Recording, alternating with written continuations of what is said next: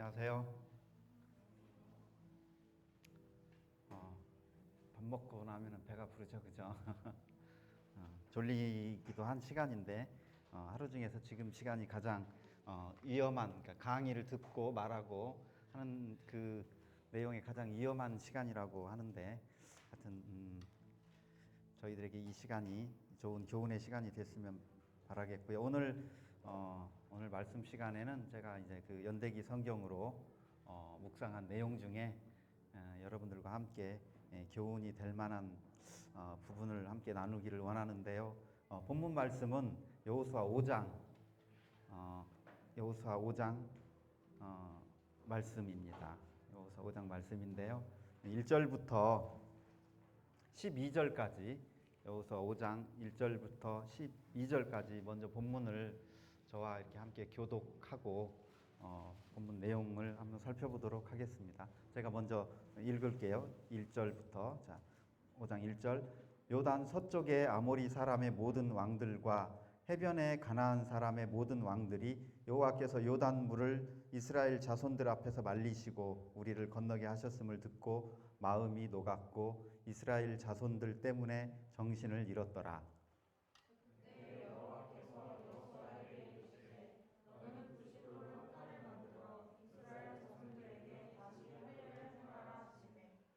여호수아가 부싯돌로 칼을 만들어 할례산에서 이스라엘 자손들에게 할례를 행하니라.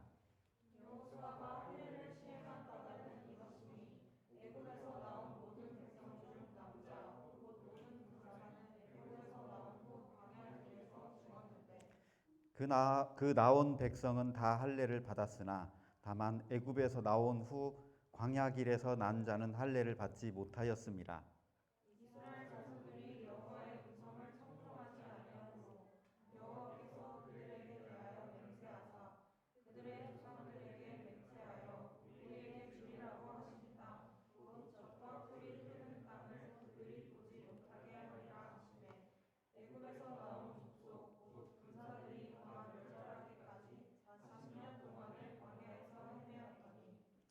그들의 대를 잇게 하신 이 자손에게 여호수아가 할례를 행하였으니 길에서는 그들에게 할례를 행하지 못하였으므로 할례 없는 자가 되었음이었더라.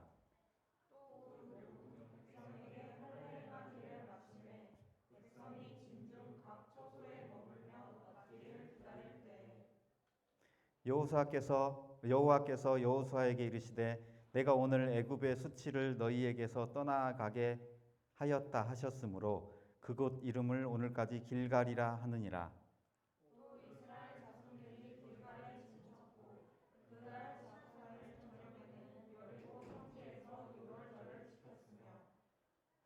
유월절 이튿날에 그 땅의 소산물을 먹되 그 날에 무교병과 볶은 곡식을 먹었더라.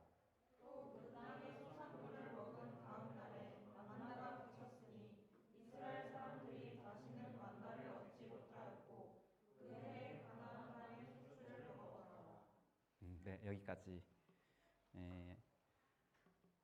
여호수아 5장은 요단을 이제 이스라엘 백성이 요단강을 건너서 정복 전쟁을 하기 전 이스라엘 백성이 그 할례를 받고 그리고 유월절을 지키고 그리고 만나의 공급이 끊겼다는 그 내용이 기록되어 있는 본문입니다.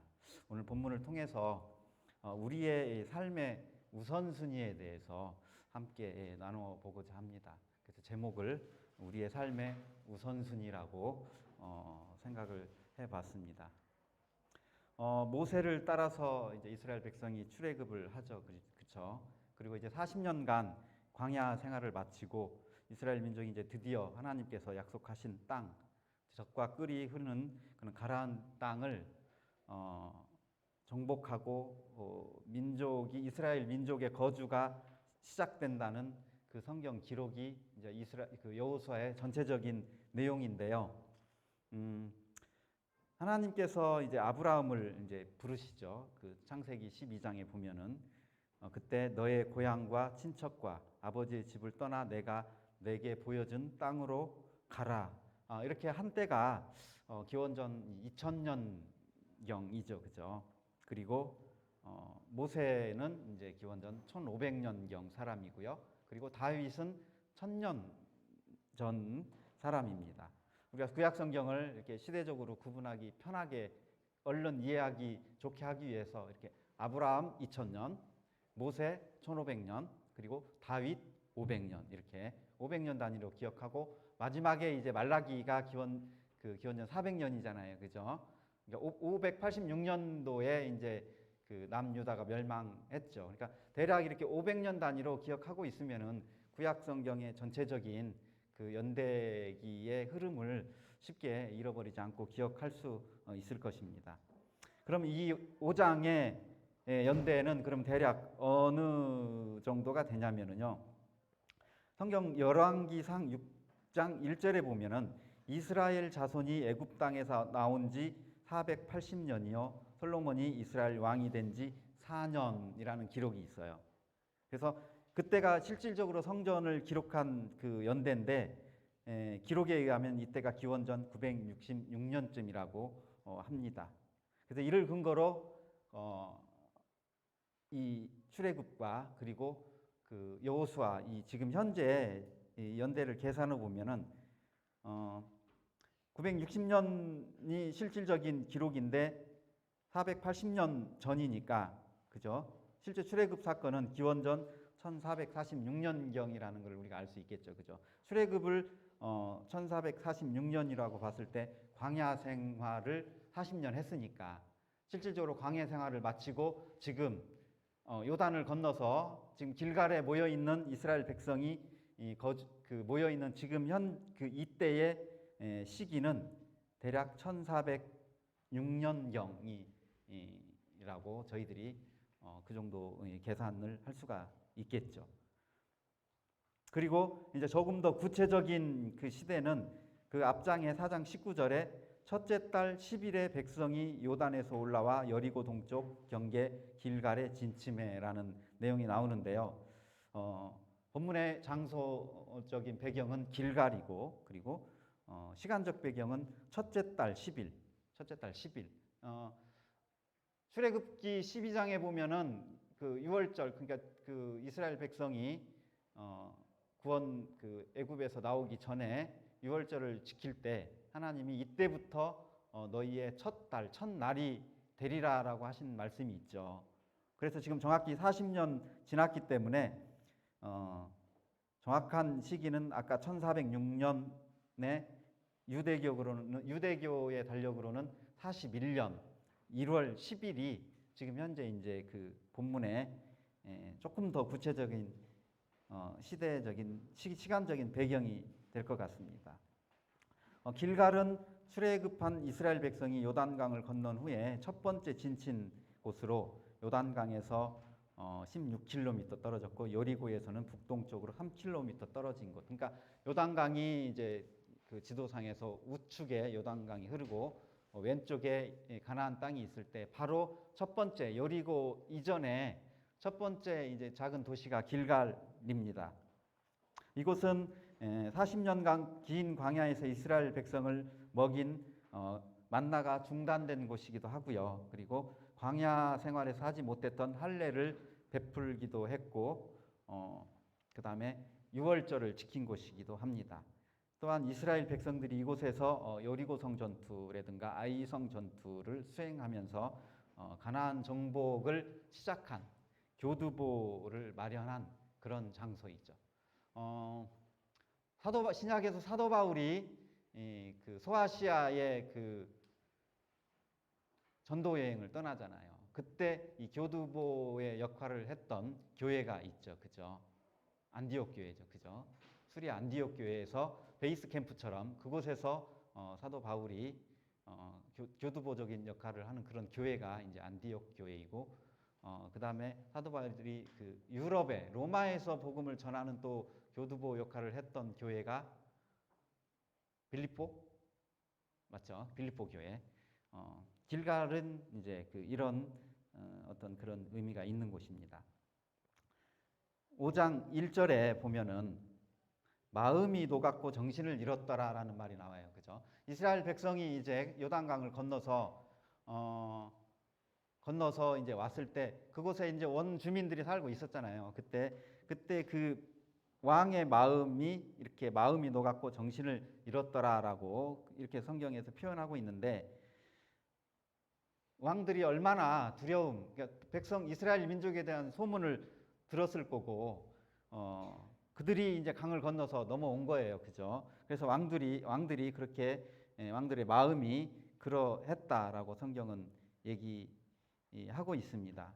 그리고 여호와께서 요단물을 말리시고 우리를 건너게 하셨음을 들었다라고 그 원주민들이 그렇게 기록이 되어 있는데, 사실 이 원주민들이 어쩌면 이스라엘 백성들의 그런 어떤 모습보다는 그들을 이끌고 있는 하나님이 더 두려웠을 것이라고 생각이 돼요.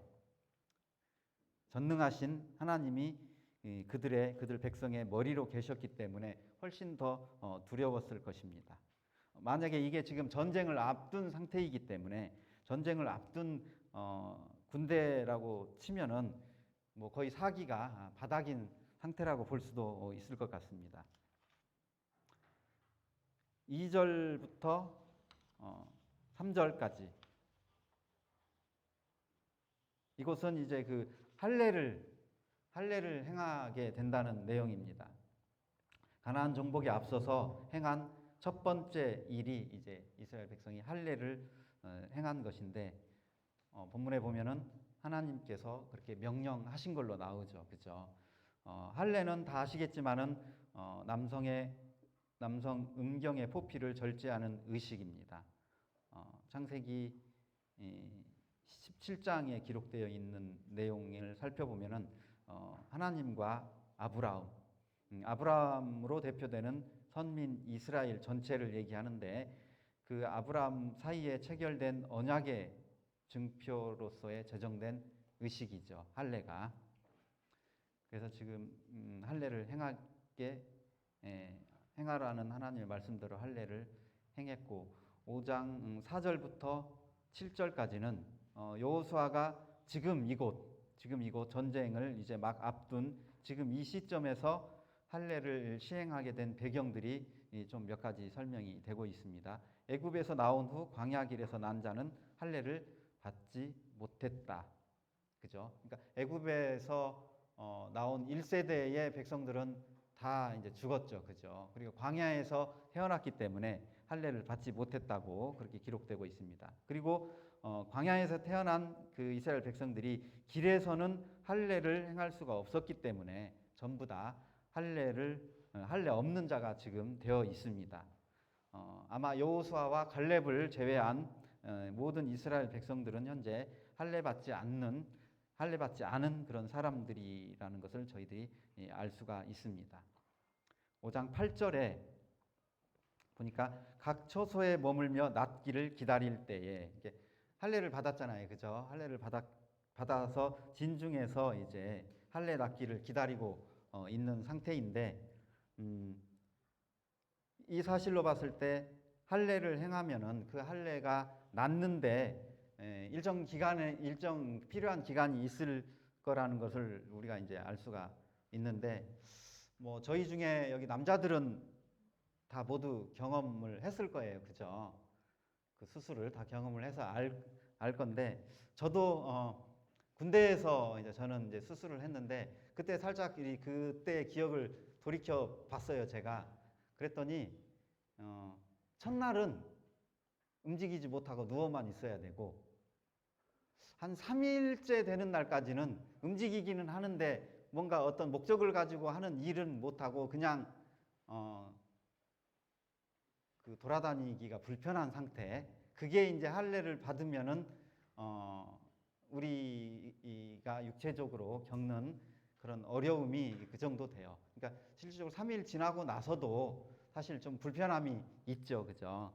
이제 그런 상태가 지금 현재 이스라엘 민족에게 있는 상황입니다.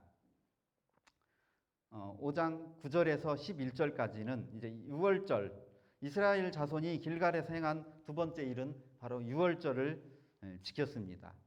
이 또한 5장 본문에는 없지만 하나님의 명령이었다라는 것을 알 수가 있는데요. 출애굽기 출애굽기 12장 25절에서 27절까지 말씀에 너희는 여호와께서 허락하신 대로 너희에게 주시는 땅에 이를 때에 이 예식을 지킬 것이라. 이후에 너희의 자녀가 묻기를 이 예식이 무슨 뜻이냐 하거든 너희는 이르기를 이는 여호와의 유월절 제사라. 여호와께서 애굽 사람에게 재앙을 내리실 때에 애굽에 있는 이스라엘 자손의 집을 너무사 우리의 집을 구원하셨느니라 하라 하매 백성이 머리 숙여 경배하니라. 너희에게 주시는 땅에 이를 때에 이 예식을 지킬 것이라. 이 말씀에 따라서 이스라엘 백성이 현재 유월절을 이제 행한 것입니다. 유월절을 조금 더 설명을 하면은 방금 이제 27장 말씀에도 잘 나와 있는데 이스라엘이 애굽에서 구원된 해방의 날을 기념하고 재앙에서 벗어나게 한 어린 양의 피를 기억하는 절기, 유대인들의 그 3대 절기 중에 하나입니다. 1월 14일 저녁부터 지켜졌죠. 지금 아까 대략 계산했을 때 1월 10일이었잖아요. 그죠? 그리고 1월 14일 날 유월절을 지켰습니다. 12절 그 땅의 소산물을 먹은 다음 날에 만나가 그쳤으니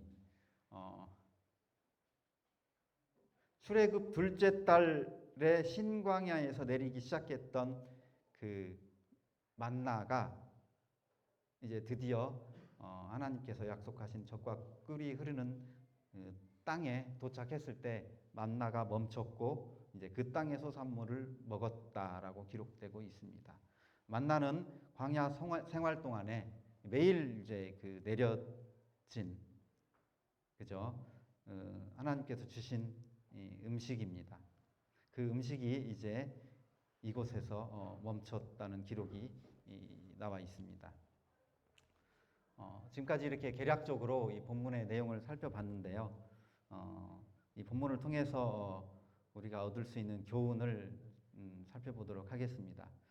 본문에서 방금 살펴본 것처럼 이스라엘 백성들이 행한 두 가지 기억해야 할 일이 있는데 그것이 바로 할례를 행한 것과 유월절을 지킨 것입니다.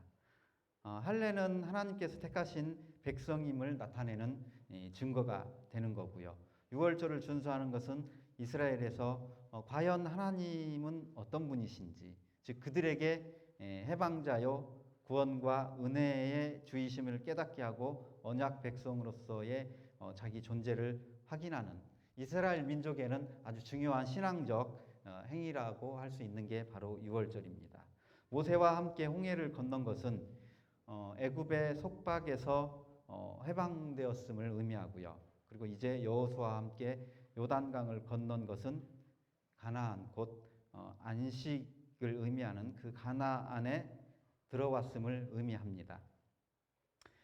이스라엘 백성에게 이제 그렇게도 소망하던 즉 하나님께서 약속하신 땅 가나안에 들어온 그들이 할례를 행하고 유월절을 지킴으로써 비로소 하나님과의 관계를 회복하고 자신들이 하나님으로부터 택하심과 구원받은 백성으로서의 정체성을 확립하게 되는 아주 중요한 상징적인 의미가 있는 두 가지 일입니다.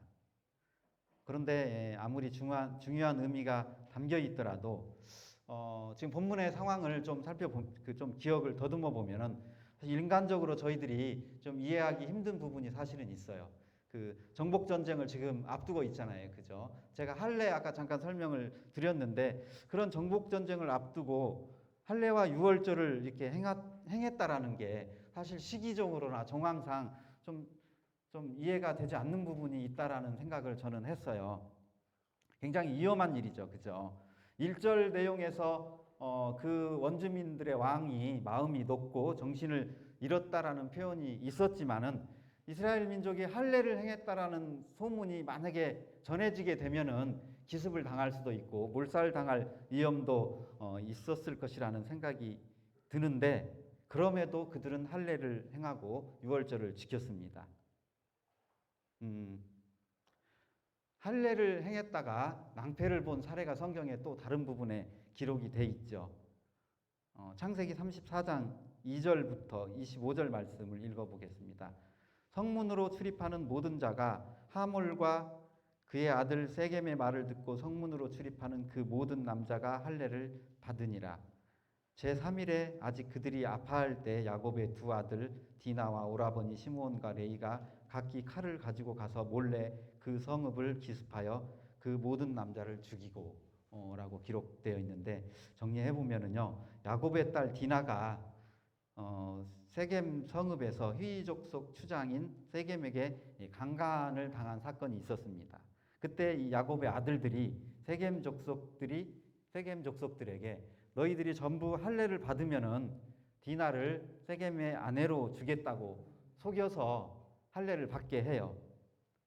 그래서 할례 받은 본문 그 25절 말씀처럼 3일에 할례 받은 후 3일에 몰래 가서 그 성읍을 노략한 사건입니다. 그러니까 이 정도로 할례가 위험한 거죠. 그죠? 전쟁 중에서. 이처럼 정복 전쟁도 굉장히 중요한 일이죠. 이스라엘 민족에게. 그렇지만 그 전에 위험을 감수하면서까지 할례와 유월절을 지킨 걸 보면은 이 할례와 유월절이 이스라엘 민족에게 얼마나 중요하고 상징적인 일이었는지를 저희들이 알 수 있게 됩니다. 세상은 넓고 할 일은 많다라고 말한 사람이 있죠. 여러분들도 아실 수가 있겠는데요. 지금은 그 그룹이 없어졌는데 대우그룹 아시는 분, 그죠? 대우그룹의 김우중 회장님의 자서전 제목이 세상은 넓고 할 일은 많다입니다. 그러니까 그게 이제 오래전 얘기인데 지금은 더 복잡하고 세상은 빠르고 할 일이 더 많은 세상입니다. 특히 청년들에게는 할 일이 더 많아 보여요. 그죠? 이 힘들고 복잡한 시대를 살아남기 위해서 굉장히 중요한 결정들을 해야 되는 시기이기도 하고요.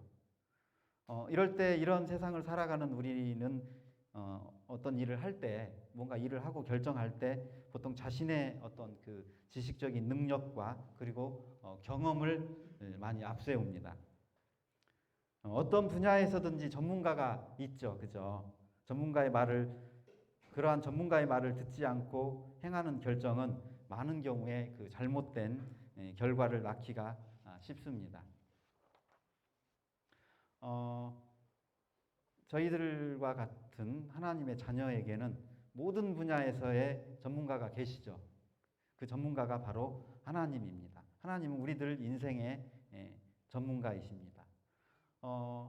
나를 창조하셨고, 그리고 나보다도 나를 더 잘 아시고, 그리고 나를 다스리시며 나를 도우시는 분, 그분이 바로 우리 인생의 전문가입니다. 따라서 우리가 하나님의 말씀에 집중하고 순종하고 그리고 하나님과 함께 하는 삶을 살아가는 것이 바로 우리 인생의 전문가의 말을 듣는 삶이기 때문에 너무나도 당연합니다. 이러한 우리의 삶에는 그래서 우선순위가 있습니다. 본문의 말씀에서 주는 교훈처럼 학업과 직장, 그리고 여러 가지 이 건강을 위한 운동, 여가 등 많은 일에 대해서 요즘 현대인들은 관심이 많고 그러한 일들에 집중을 합니다. 그러다 보면은 하나님을 위한 일이 때로는 뒷전일 때가 많이 있다라고 생각이 됩니다. 하나님의 일은 1등은커녕 2등도 아니고 3등으로 밀려나기도 하죠. 우리가 하고 싶은 일과 그리고 해야 할 일을 먼저 합니다. 우리는. 그리고 하나님 만나는 일은 이제 그 다음 후순위가 되는 경우가 많이 있습니다. 그리고 우리가 살아가다가 어려운 일이 생길 때에도 먼저 내 힘으로 한번 어떻게 해보려고 굉장히 많은 노력을 합니다.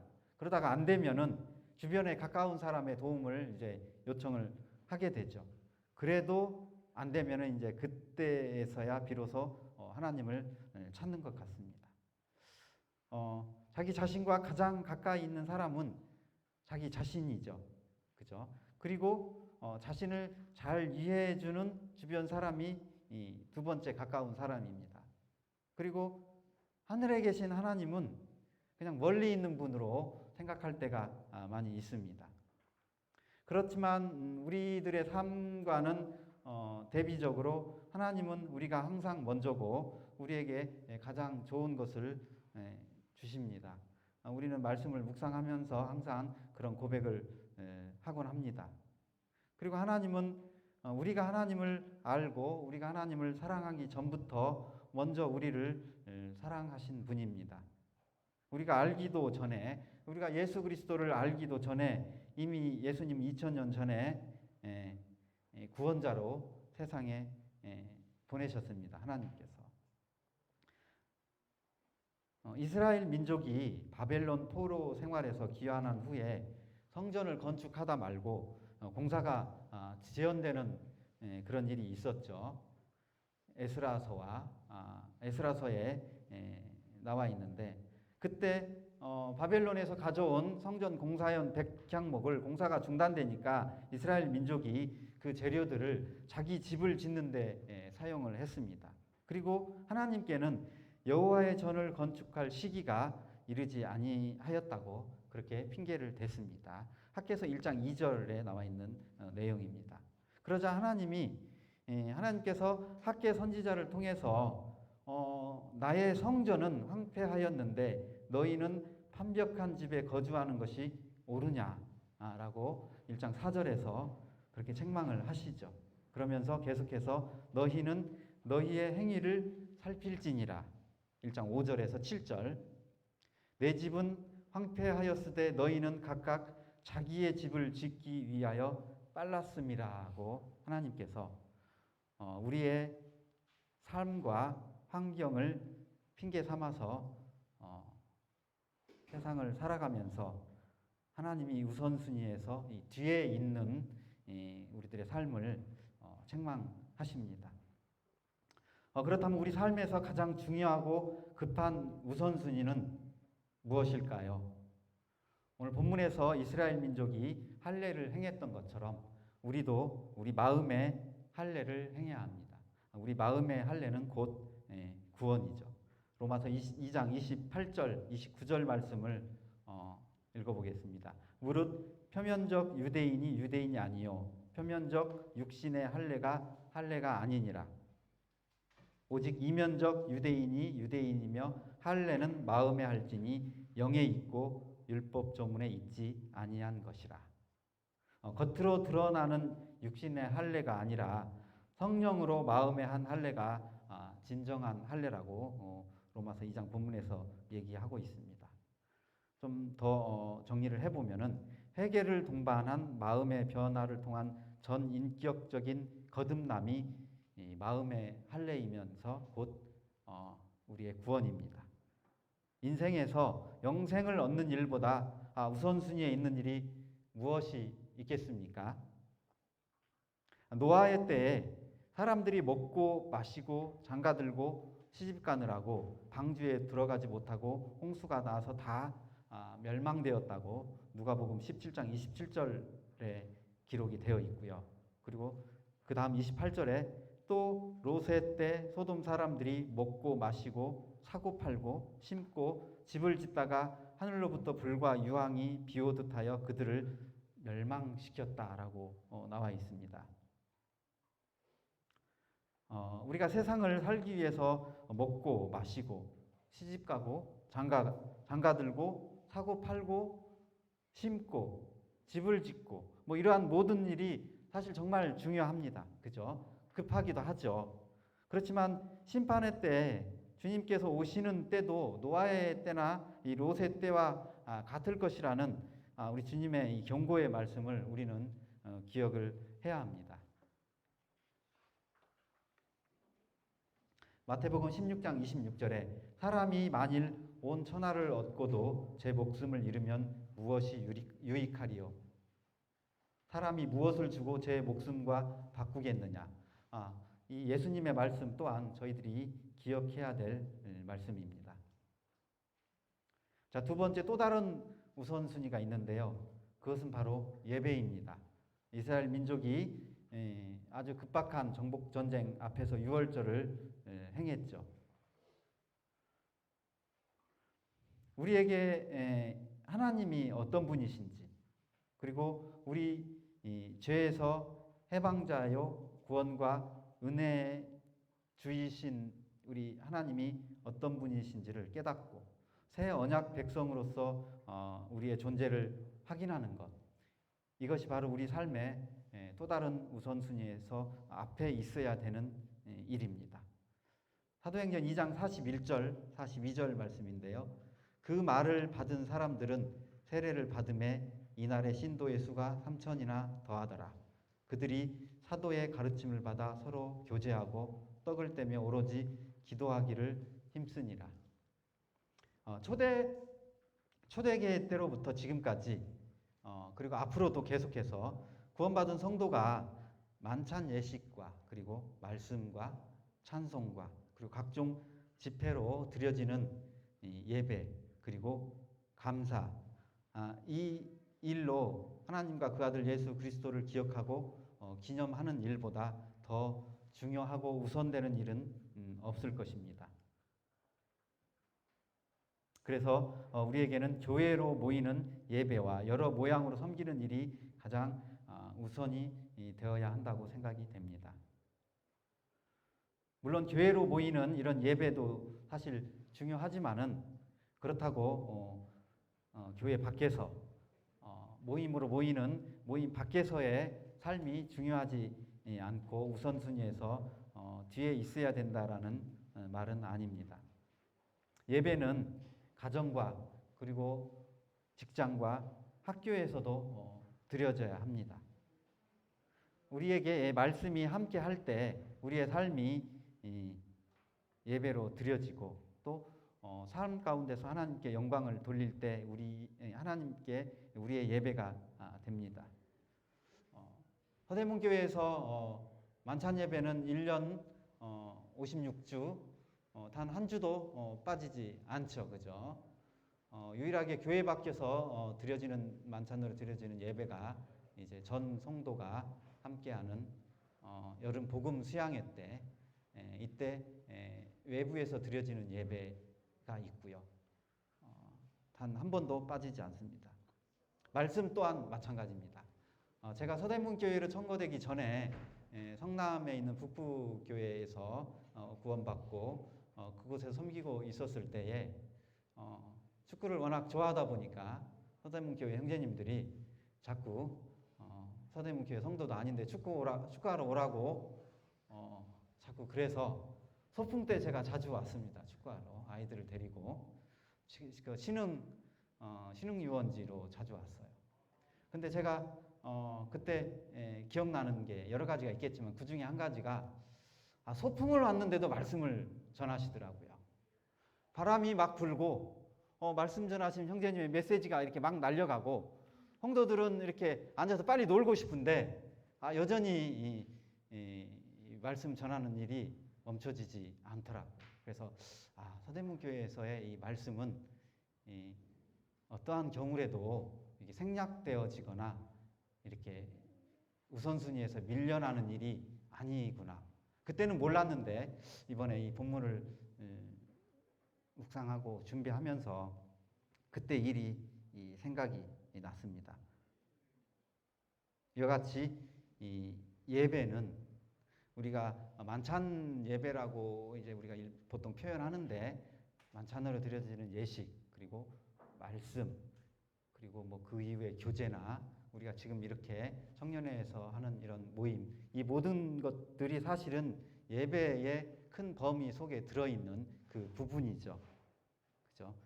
이와 같이 우리가 모여서 예배를 드리는 일이 우리가 하나님을 경배하고 찬양하고 섬기는 일에 우리 삶에서 가장 우선이 되어야 함을 오늘 본문을 통해서 생각해 보게 되었습니다. 너희는 먼저 그의 나라와 그의 의를 구하라. 마태복음 6장 33절 말씀입니다. 정리하고 기도하고 마치도록 하겠습니다. 오늘 말씀을 잠깐 정리를 해보면요. 오늘 본문을 통해서 우리는 해야 할 일이 참 많이 있습니다. 그 중에서 중요한 일, 그죠? 우리가 해야 할 일을 이렇게 나눠 보면은 그 중에 여러 가지 일 중에 중요한 일이 있어요. 그죠? 중요한 일이고 또 급한 일이 있죠. 그죠? 그리고 중요하면서도 급한 일이 있습니다. 우리는 그것들을 먼저 행해야 함을 오늘 배웠습니다. 우리가 하나님을 만나고 하나님의 만나는 일 정말 중요하죠. 그리고 하나님과의 관계를 회복하고 또 하나님으로부터 택하심과 구원받은 백성으로서의 우리의 정체성을 지키며 사는 것이 우리의 삶의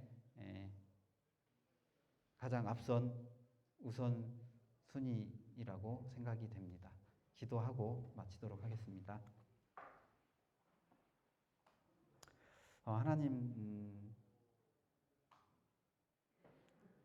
이스라엘 백성이 이 광야에서 먹을 것이 없을 때 만나를 주셨던 것처럼 참 세상을 살면서 힘들고 어렵고 그리고 고난 가운데 있는 저희들에게 하나님의 말씀으로 저희를 먹여주신 것으로 인해서 감사를 드립니다. 세상 일이 바쁘다는 핑계로 하나님 아는 일에 소홀하지 않기를 원합니다. 우리의 삶에서 예배로 하나님을 찬양하는 일에 우선을 두는 저와 여기 함께한 청년들이 되기를 바랍니다. 아직 하나님을 아는 일이 우선이 되지 못하는 청년들을 기억하셔서 그들을 구원하여 주시기를 간절히 기도합니다. 감사드립니다. 우리 주 예수 그리스도의 이름으로 기도드렸습니다. 아멘.